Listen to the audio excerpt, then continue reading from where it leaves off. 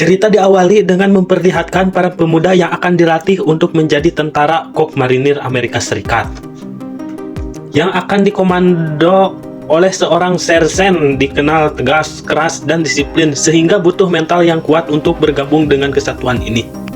Pada saat yang bersamaan, kita akan dikenalkan pada satu prajurit bernama James yang biasa sebagai Joker. Sesuai namanya, Joker bersikap iseng dengan bercanda ketika sersen sedang berbicara dengan prajurit lain sehingga sersen pun langsung hampir meninju perutnya untuk memberikannya pelajaran. Saat ditanya apa motivasi Joker ikut kesatuan ini, Joker pun dengan spontan menjawab bahwa dia ingin merasakan rasanya membunuh sehingga sersen menyuruhnya untuk teriak sekencang-kencangnya dan memperlihatkan ekspresi seorang pembunuh. Dari sekian banyaknya calon prajurit, ada satu pemuda bernama Leonard yang bersikap cuma senyum-senyum sendiri layaknya seperti orang kurang vitamin. Nampaknya seperti menyepelekan dan merendahkan sersen, padahal dia tidak bermaksud seperti itu, sehingga sersen menyuruh untuk menghilangkan senyuman dari wajahnya. Dan ternyata Leonard adalah seorang pemuda yang kurang vitamin. Dia memiliki kecerdasan yang kurang. Namun, sersen yang punya banyak pengalaman dalam menghadapi orang random tentu saja sudah punya cara tersendiri untuk mengatasinya. Salah satunya adalah dengan mencekik prajurit tersebut sampai mati. Enggak sampai mati, sampai hampir mati. Alhasil, cara tersebut sukses membuat Leonard kehilangan senyumannya. 2 minggu berlalu. Cepet banget anjir, udah 2 minggu. Mereka terlihat sudah bisa melakukan gerak jalan dan berbaris-berbaris dengan rapih dan kompak. Sampai sersen menyuruh mereka untuk angkat senjata dan letakkan di bahu kiri. Leonard lagi-lagi melakukan kesalahan fatal yang membuatnya harus mendapatkan sebuah hukuman. Malam harinya, sersen memberitahu tentang senjata yang ada di tangan mereka adalah senjata yang harus dijaga dengan baik. Beberapa hari berlalu, para kandidat pun memasuki tahap pelatihan fisik yang di sini Leonard kembali menunjukkan kelemahannya ketika fisiknya belum siap ditempa dengan prajurit keras seperti para prajurit yang lain. Alhasil, yang direpotkan tentu saja adalah teman-teman seperjuangan Leonard yang dengan begitu solidnya mereka dan mendampingi orang untuk bisa menyelesaikan setiap tahap pelatihan fisik ini. Sebagai orang yang ditunjuk sebagai komandan skuad, Joker bertanggung jawab atas semua rekan-rekannya yang lambat dalam belajar untuk Sebagai seorang yang ditunjuk sebagai komandan skuad, Joker bertanggung jawab atas semua rekan-rekannya yang lambat dalam belajar yang sudah tidak perlu ditanyakan lagi, yaitu Leonard. Leonard adalah satu-satunya prajurit yang mendapatkan treatment khusus sehingga Joker harus berulang-ulang kali menjelaskan dan mempraktekkan apa saja kewajiban mereka di barat pelatihan ini. Beberapa waktu berlalu, Leonard akhirnya menunjukkan kemajuan yang cukup signifikan berkat didikan dari sang Joker sehingga untuk sementara waktu sersen bisa menghemat tenaga dan darah tingginya untuk hal-hal yang lain. Suatu malam, sersen melakukan inspeksi mendadak untuk melihat kedisiplinan para prajuritnya, di mana untuk kesekian kalinya Leonard melakukan kelalaian dengan lupa mengunci lemari pribadinya. Tetapi bukan itu kejutan karena sersen menemukan sesuatu yang sangat dilarang di barat ini, yaitu sepotong donat jelly yang diambil dari aula. Karena sudah capek dengan sanksi yang sama, sersen pun memilih ide untuk lain agar Leonard memikir, yakni dengan akan menghancurkan semua teman-temannya apabila setiap kali Leonard melakukan kesalahan. Mereka semua yang awalnya simpati kepada Leonard pun lama-lama menjadi jengkel sendiri, sehingga semua orang kompak untuk memberi pelajaran kepada Leonard dengan cara memasukkan batang sabun ke dalam handuk dan memukul Leonard beramai-ramai. Malam itu, sikap Leonard tiba-tiba menjadi aneh dan sering bengong sendiri. Dengan tatapan mata yang kosong, bahkan Joker sempat memergokinya berbicara dengan senjatanya sendiri. Hal itu cukup menimbulkan pertanyaan tersendiri tentang apa yang sudah terjadi kepada si botak ini. Sisi baiknya, Leonard benar-benar sudah berubah menjadi sosok prajurit yang disiplin, bahkan mampu melewati tes menembak dengan baik hingga mereka semua resmi ditetapkan sebagai para prajurit yang sudah siap untuk terjun ke medan perang. Suatu malam, ketika semua orang sudah tidur, Joker benar-benar terkejut oleh sosok Leonard yang sedang duduk sendiri di toilet sambil memegang senjata miliknya, di mana dia tiba-tiba berteriak sambil melakukan gerakan disiplin hingga membuat semua orang bangun dari tidurnya. Dan Leonard terlihat menunjukkan raut wajah yang semakin menggila, di mana Bapak Sersen tidak mempedulikan hal itu dan tetap dengan ketegasan menyuruh Leonard untuk turunkan senjata dan membuat kembali tidur. Tapi tiba-tiba, ya, Leonard membunuh sersen yang sudah tua dan kurus itu, kemudian menembak kepalanya sendiri, sehingga bisa disimpulkan bahwa mental Leonard belum siap untuk mendapatkan pelatihan keras seperti ini. Hasilnya justru malah membuat tertekan dengan mengalami depresi berat yang membuat nekat membuat hal seperti itu. Bertahun-tahun kemudian, Joker kini bertugas di Vietnam sebagai jurnalis militer yang akan meliputi dan membuat berita mengenai kondisi dan situasi yang terjadi di medan perang, di mana wilayah tepatnya nampaknya tidak ada perang-perang amat, dan bahkan Joker dan rekan yang bernama Reporter Man ini masih bisa ngopi-ngopi di pinggir jalan tanpa khawatir ada takut yang rudal yang makan babah. Joker dan Reporter Man pun kembali ke markas untuk mengikuti rapat bersama atasannya, yang di situ beliau atasan menyuruh Joker untuk membuat sebuah berita yang dramatis agar seluruh dunia yang membaca berita tersebut menganggap bahwa ini Vietnam sedang terjadi guncang perang dunia yang luar biasa. Tetapi faktanya, situasi Vietnam tidaklah seperti itu. Orang-orang pribumi di sana justru malah santai aja menjalani aktivitas mereka secara normal. Dan Joker sempat menolak melakukan hal tersebut. Namun, karena ini adalah perintah dari atasan, alhasil Joker yang tidak mempunyai top power terpaksa menurut. Tepat pada malam perayaan kembang api, terjadi ketegangan saat tentara Viet Cong atau Vietnam menyelamat markas mereka enteng Viet Bong.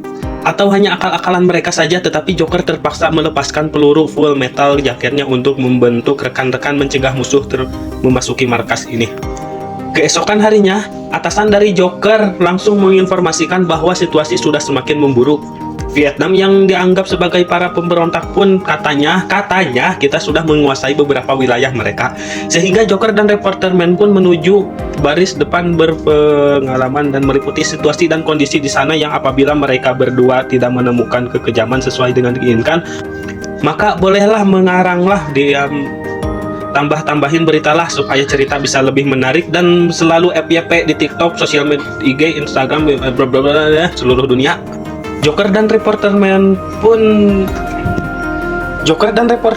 berangkat menggunakan helikopter, yang di sini mereka langsung berkenalan dengan teman barunya yang bernama Durjenal, yang sangat yang sangat anjing kata sekali dan sangat tidak memanusiawi sekali, karena dia dengan begitu enaknya menembaki para petani, janda, duda, dan anak-anak yang bahkan tidak ikut berkelibatan dalam peperangan yang terjadi. Setelah turun di titik pendaratan, Joker masih harus berjalan kaki menuju garis depan, yang di situ dia sempat teralihkan oleh penemuan beberapa mayat warga lokal Vietnam yang katanya sengaja dibantai oleh pasukan NVA atau North Viet Army, anjay. Di mana sebagian besar mayat-mayat ini adalah para pegawai sipil seperti guru, kades, petugas pajak, dan lain-lain. Tak lama seorang komandan di wilayah ini pun menghampiri Joker. Dia menghampiri Joker untuk bertanya tentang apa maksud Joko menggunakan helm bertuliskan Born to Kill, tapi memakai tim berlambang perdamaian. Menurutnya kedua hal tersebut sangat kontradiktif alias bertolak belakang, sehingga Joker diperingatkan untuk jangan main-main dan seriuslah dan menjalani tugas sebagai seorang prajurit. Setibanya di lokasi garis depan, berpegang Joker secara kebetulan bertemu dengan teman lamanya waktu dia SD yang bernama Julukun dan si Pohang. Yang di situ juga ada seorang prajurit senior yang bernama Asep, yang kedua sempat adu omong. Faktanya, situasi di medan perang tidaklah serius-serius amat dan tetap tegang amat, karena pada kenyataan mereka masih bisa santai dan waktu-waktu tertentu. Seperti salah satu prajurit yang sengaja meletakkan jasad seorang Vietnam yang sudah berhasil dibunuhnya.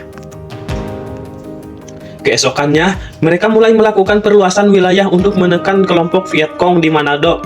Nampaknya harus menerima azab Tuhan saat dia dengan sombongnya berjalan di posisi paling depan, sehingga ketika ada serangan dadakan ini, rupanya musuh saat ini sedang berada di dalam sebuah gedung, sehingga dengan jumlah dan persenjataan lengkap, Cukur dan kawan-kawan berhasil memukul mundur kelompok Viet Cong tersebut. Alhasil, melakukan aksi barusan, mereka pun mendapatkan kesempatan untuk diliputi langsung oleh kru TV. Yang di situ mereka semua menceritakan pengalamannya masing-masing selama berada di medan perang, yang kebanyakan dari mereka mengklaim bahwa keterlibatan tentang Amerika di sini tidak lebih dari hanya ingin membuat Vietnam mengalahkan para pemberontak walaupun ada korban sampingan seperti wanita, anak-anak, dan warga sipil tak berdosa lainnya. Mereka mengakui ini semua adalah tidak sengaja. tanpa sengaja kita bertekanan mental yang mereka hadapi selama berada di medan perang ini.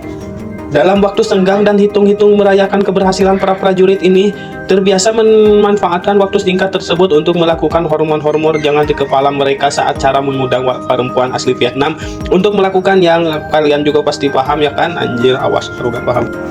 Inilah jeleknya negara-negara barat memiliki suatu kebiasaan buruk yang sulit dihilangkan. Niat mereka ke sana adalah untuk membuat warga sipil memerangi pemberontakan dan demi keadilan dan membela kebenaran. Alangkah baiknya apabila niat baik tersebut diiringi dengan perilaku yang baik juga, tetapi kembali lagi hak itu adalah hak mereka sendiri. Tapi ingat, ada zat yang tidak pernah tidur dan selalu memperhatikan dan melihat apapun yang kita lakukan. Wih, malah ceramah. Singkat cerita, pasukan garis depan ini pun tiba di kota yang disinyali menjadi serang para pemberontak, di mana salah satu prajurit pun tewas terkena ranjau yang membuat Joker dan kawan-kawan menjadi agak ketar-ketir. Satu prajurit bernama Samsul pun dikirim maju dan memeriksa lokasi ini. Adalah sebuah ide yang buruk setelah Vietnam melakukan serangan yang sisi baiknya membuat Joker dan kawan-kawan mengetahui di mana posisi musuh bersembunyi saat ini. Melihat kawan-kawannya mati, Asep sang brutal pun maju sendiri dengan senjata beratnya tersebut, memberikan kesempatan untuk yang lain bisa maju dan merangsang masuk ke gudang tempat musuh bersembunyi. Saat sedang menghubungi pusat, Pohang yang merupakan sahabat Joker penerus tewas tertimbang sehingga mereka tidak memiliki pilihan lain selain maju dan menyerah tanpa adanya bala bantuan yang akan datang. Joker yang sudah masuk ke dalam gudang pun mendapat peluang untuk menembak seorang Vietcong yang sedang sendirian, namun karena Joker memiliki rasa simpati yang tinggi banget setinggi langit daripada yang lainnya, malah diserang dulu meski pada akhirnya si Vietcong tersebut berhasil dilumpuhkan dan oleh prajurit yang lain. Dalam detik-detik sakaratul maut, si Vietcong yang seorang perempuan pun sempat memanjatkan doa dan meminta mereka semua untuk segera akhiri hidupnya. Dan orang yang ditunjuk untuk melakukannya adalah Joker, yang meski ingin menyelesaikan masalah secara damai dan baik-baik, namun fakta ini dilapangkan harus dia menjadi monster, pembunuh yang tidak memiliki rasa kasihan sedikit pun. Setelah keberhasilan barusan, Joker dan kawan-kawan pun terus maju menekan kelompok Vietcong, namun pada akhirnya mereka harus kalah karena sesuai dengan cerita sejarah ini. Dan film pun berakhir.